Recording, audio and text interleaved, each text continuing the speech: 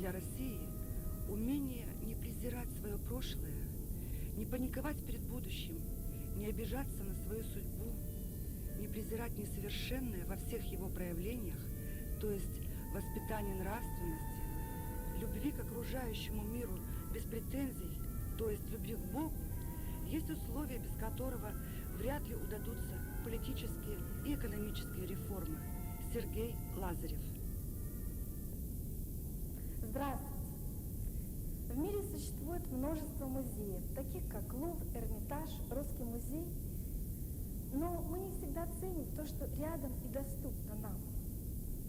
Мне, как и, надеюсь, многим жителям Республики Коми, приятно осознавать, что в Сыктывкаре есть замечательная коллекция произведений изобразительного искусства, которая сейчас хранится в Национальной галерее Республики Коми. Среди ее фондов более 5000 произведений живописи, скульптуры, графики, декоративно-прикладного искусства, а среди авторов такие известные имена, как Айвазовский, Куинджи, Левитан, Саврасов, Трофимин. Сегодня мы расскажем вам о коллекции икон и медного литья, которая стала достоянием Национальной галереи благодаря этнографу Юрию Владимировичу Гагарину. Среди икон преобладают старинные, приобретенные еще до революции. В доме обычно по одной-две, реже 3 иконы. Богатые иконостасы – редкое явление, встречаются лишь у православных. Это выдержка из диссертации на соискание ученой степени кандидата исторических наук Юрия Владимировича Гагарина, историка-религоведа, который в 60-80-х годах занимался изучением православия, старообрядчества, а также баптизма, лютеранства, католичества и иеговизма в нашем крае. В ходе экспедиции по русскому северу ученый собирал иконы, медную пластику, книги религиозного содержания. После смерти исследователя Национальная галерея Республики Коми приобрела эту коллекцию у его вдовы Эммы Михайловны. Собрание икон невелико, но имеет историческую и художественную ценность. Большинство из них старообрядческие и 3 православные. Часть икон была отреставрирована во Всероссийском художественном научно-реставрационном центре имени Грабаря в Москве.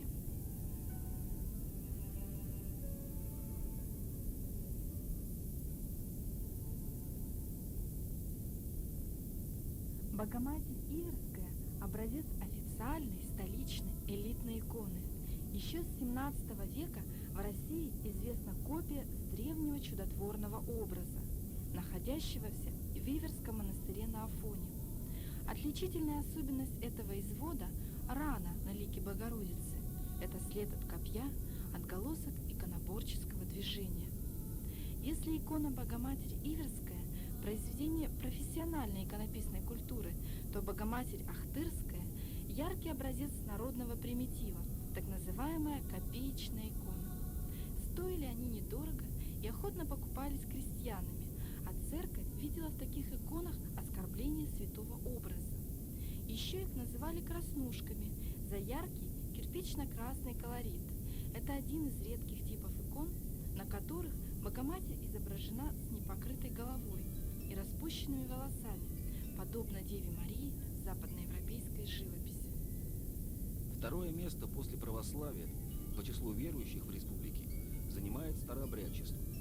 В конце 17-го, начале 18 веков оно первоначально появилось в низовьях Печоры. Его проникновению туда способствовали ссылка главных расколоучителей – Аввакума, Лазаря и некоторых других в Пустозерский острог, и бегство раскольников из центральных районов России, а также из Мизени и Пиники. В начале 18 века на реке Пижме был основан первый на Печоре Великопоженский скит. Старообрядчество проникает в Устцильму, Ударский край, в район Лузы и верховья Летки. Старообрядцы Верхней и Средней Печоры, как и Устцильмы, принадлежали к одному и тому же Даниловскому поморскому толку, и каких-либо различий в религиозной догматике и обрядах между ними не было. Все они отвергали православную церковь, где, по их мнению, царствует антихрист, ее таинства, кроме крещения и исповеди, которые совершались начетчиками. Моления За редким исключением, ввиду отсутствия специальных часовен и молелин, проводились обычно в частных домах. Далеко не в каждом доме, где живут старообрядцы, можно встретить иконы. Некоторые староверы считают грехом держать иконы в избе, так как неверующие там курят, говорят слова против Бога и тому подобное, что, по их мнению, может вызвать недовольство изображенного там святого или Господа Бога. С 1905 года старообрядчество признано в лоне православной церкви, но по сей день сохраняет свою самобытность. Старообрядческие иконы отличают четкое следование традициям, канону. Помимо таких явных признаков, как двуеперстие и восьмиконечные кресты, для этих икон характерен лаконичный, строгий стиль письма, что соответствует аскетическому духу староверов. Образа написаны непременно на липовой доске и темперой, а не масляными красками, как большинство православных икон. Богоматерь Казанская, созданная в XIX веке, образец типично старообрядческого письма. Это одно из наиболее почитаемых и распространенных на Руси изображений Богородицы. Предание гласило, что первые иконы Богоматери были созданы еще при ее жизни апостолом Лукой. Согласно древнему апокрифу, у Марии лик был смуглый и овальный. Волосы цвета зрелой пшеницы, рот алый, глаза в форме миндаля. К этим образам возводили все существовавшие изображения Богородицы. Исторических подтверждений этой легенды нет, ведь до нас дошли образы II-III веков, то есть намного позже ее кончины. А это икона Спас-Вседержитель. Здесь мы видим Христа с Евангелием в левой руке и благословляющей правой. Таким представляется Вседержитель мира, которому открыты человек и грядущие судьбы людского рода в день страшного суда. Как предполагают исследователи, авторы этой иконы – знаменитые палехские мастера. Изображение выполнено на основе древнего иконописного подлинника. Подобный тип широко тиражировался в XIX веке и в обиходе имел название Рублевского Спаса. В среде староверов особо почитались древние иконы дониконовского письма. На этом образе впечатление старинности создается за счет искусственно наведенного кракелюра, проще говоря, трещин на нимбе. Да Иисус на 3 досках из собрания галереи очевидно предназначался для маленькой старообрядческой часовни. Интересно, что эти иконы закрывают ажурный металлический оклад, напоминающий цветочный рисунок в древних старообрядческих книгах. Образ Христа окружают молящиеся Богоматерь и Иоанн Предтеча. Моление, представленное в Иисусе, понималось как моление вечное. Оно совершается, когда человек, взирая на икону, несет ей молитву и длится до страшного суда, когда Спас будет вершить судьбы мира и человечества.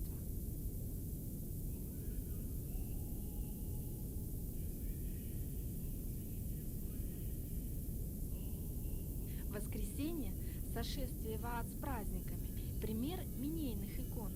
Минеями называют церковные книги, содержащие собрание праздничных служб, песнопений, молитв и житий на каждый день и месяц года. На минейных иконах изображались святые и праздники, отмеченные в богослужебных книгах. Судя по манере исполнения, эта икона написана в селе Мстера, издревле известном своими мастерами и иконописцами. Это поистине ювелирное изделие, написанное темперой и масляными красками на деревянной доске.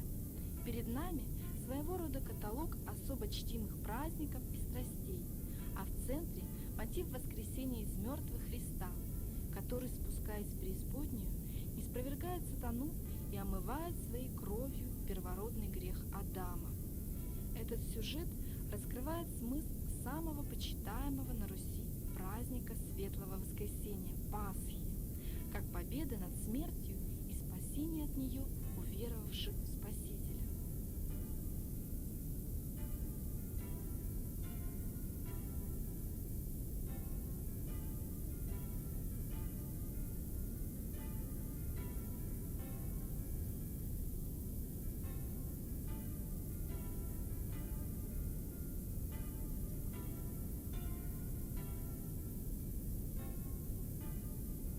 селениях Ударского и Книжпоговского районов довольно распространенными являются иконы с изображением Николая Угодника.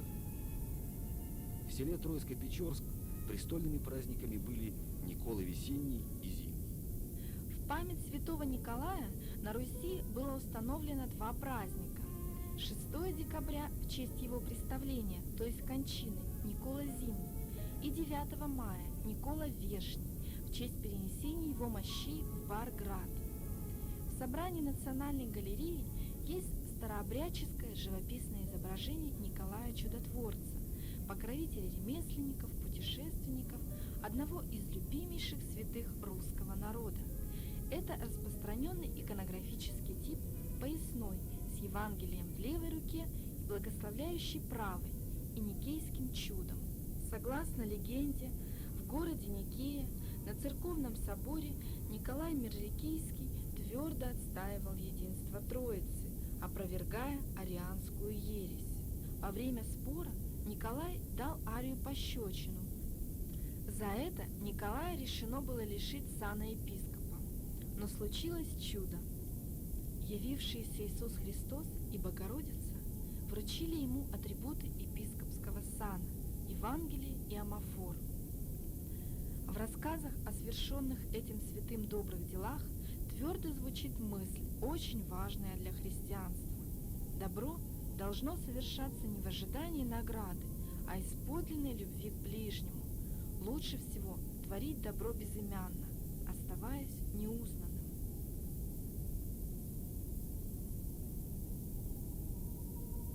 Никола Можайский – наиболее древний образ, датируемый XVII веком. Эта уникальная деревянная скульптура, декорированная темперой, закрывалась окладом, что делало ее схожей с иконой. Оклад содержит знаки староверов, восьмиконечные кресты и надписи по старому образцу. По древнему иконописному канону святой предстает с символическим изображением храма в руках и с саблей, которая на этой деревянной скульптуре утеряна. Сюжет иконы восходит к преданию о чудесном заступничестве Николая за осажденный татарами в XIII веке Можайск. Позднее образ приобрел звучание символа заступничества церкви за род людской. Интерес к богослужению, хотя и с уклоном на богослужебную сторону, в старообрядческой среде был заметно выше, чем у православных. Он проявлялся в обучении детей по старообрядческим книгам, стремлении части верующих к самостоятельному изучению религиозной литературы. Так до революции нижнепечорские староверы отличались наличием грамотных наставников, богатством рукописной и печатной литературы. В настоящее время религиозные книги для верующих утрачивают прежнюю значимость и святость. Поэтому многие из них без особого сожаления отдают или продают их сотрудникам археографических экспедиций, местным и заезжим любителям старины. Как показал опрос старообрядцев, в селениях Средней и Нижней Печоры религиозную литературу в той или иной мере читают только 16% верующих. Причем некоторые верующие, имеющие книги, их не читают, а сохраняют как семейную реликвию. Старообрядческая книга XVIII века «Житие Василия Нового» стала уникальным экспонатом Национальной галереи также благодаря Юрию Владимировичу Гагарину.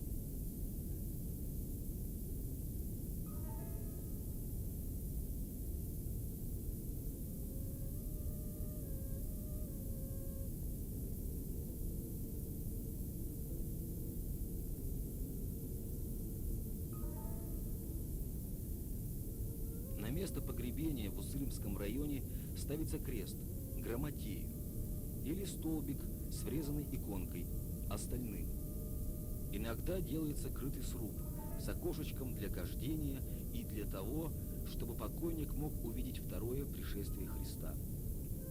Крест на могиле обычно не ставится, так как, по мнению верующих, его удостаиваются только чистые, а таковых среди них редкие единицы. Хоронят умерших старообрядцы теперь уже на общем кладбище, но поодаль от мирских. В коллекции Гагарина имеются 3 доски иконы, которые предназначались для могильных крестов ревнителей старой веры. В центре досок восьмиконечный крест, символ искупительной жертвы Христа. По сторонам орудия страстей, копье и трость с губкой. В основании креста Голгофа с черепом Адама и Иерусалимская стена. Крест Голгофский под сенью храма, по мнению исследователей, схож с поморскими образцами, а две другие доски иконы, возможно, были сделаны и имели распространение на Печоре. Меднолитейная пластика – образец культовых предметов старообрядцев.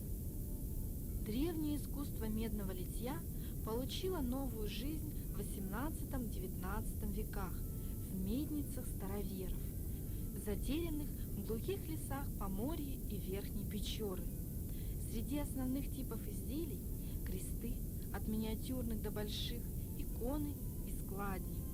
Изделия Поморского круга, трехстворчатый складень Деисус и большой аналойный крест распятия отличают совершенство технического исполнения и композиционная продуманность.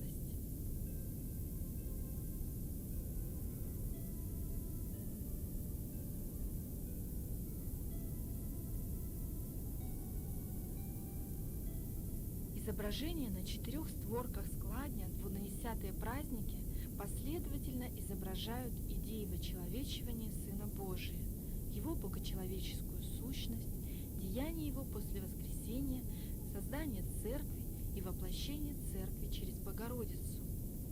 Определить возраст меднолитого произведения сложно, и тем не менее к наиболее древним из этой коллекции относят иконы Борис и Глеб, Деисус и Троица.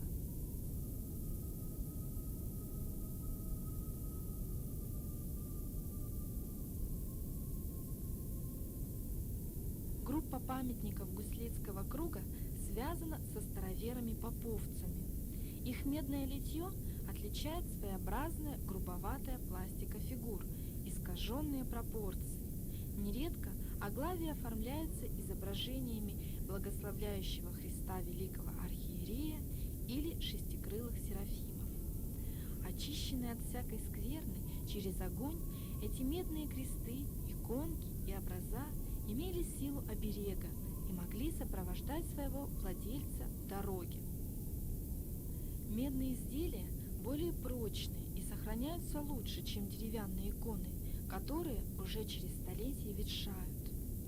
Сейчас старому образу может вернуть былое величие реставратор, но, увы, уже многое утеряно безвозвратно. Как рассказывали старожилы Ульяновского монастыря, в годы лихолетия иконы складывали как дрова в поленнице, и ими топили печки. А в былые времена на Руси ветхую икону закапывали в землю или пускали по реке в дальние